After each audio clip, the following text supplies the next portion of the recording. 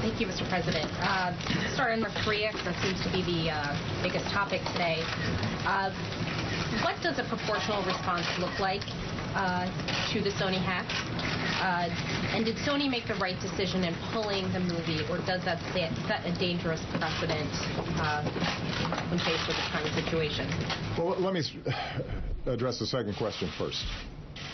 Sony's a corporation. It suffered significant damage. There were threats against its employees. I am sympathetic to the concerns that they faced. Having said all that, yes, I think they made a mistake.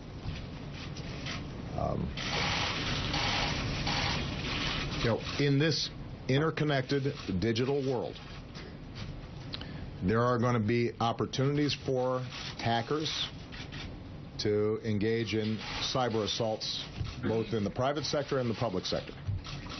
Now, our first order of business is making sure that we do everything to harden sites and prevent those kinds of attacks from taking place. When I came into office, I stood up a cybersecurity interagency team to look at everything that we could do at the government level to prevent these kinds of attacks.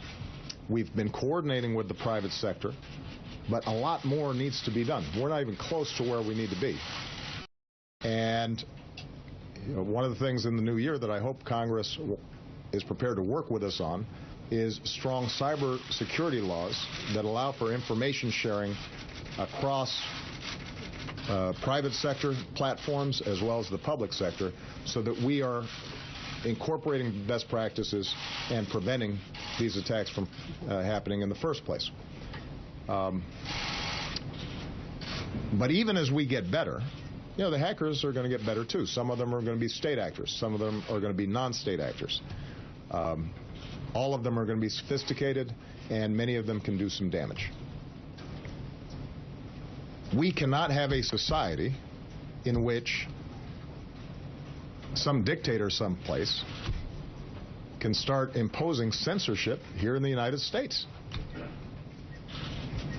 Because if somebody is able to intimidate folks out of releasing a satirical movie, imagine what they start doing when they see a documentary that they don't like or news reports that they don't like.